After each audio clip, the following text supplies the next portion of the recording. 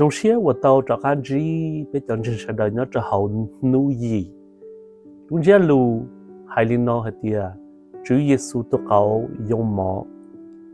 Vì vậy lúc cũ và bây giờ nhảy và kiến nhớ cho hậu Luca trong plong cái ý trong cái ó như hà li no hay tia. Thầu Giêsu cho cả đợt thủ đề yêu lá đền mù như bún bò văn rụp lì thủ đá hủ theo văn rụp lì cho như mù cho tỏ trong màu sắc hoa. Đã dưng nhau xì Giêsu xia tỏ plong cho nu xia hẳn đó Giêsu chỉ tao nó ý giả đã chỉ lì thầu plong cho nu đã là như chai pla hay. Đã lù tê đã cá nó cái ý hả tia. Ngay vào lù cú lù cá trong plong cái ý trong hay o và con nhìn ta nó hay cho đã chi.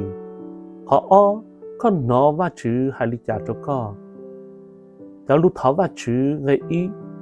Tháo văn rụp thì chơi co thia ba có con mua đà mua rò cho cái dòng món nên gọi ý nụ nó. Họ o tháo và chữ ba có con thia bần dì mua yên xóa dạ cái xìa.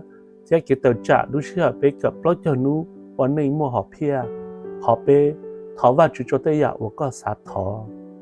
Và cho các lúc xưa bế mà đi cờ chuẩn gì cho ta kỳ và giờ nụ chùa.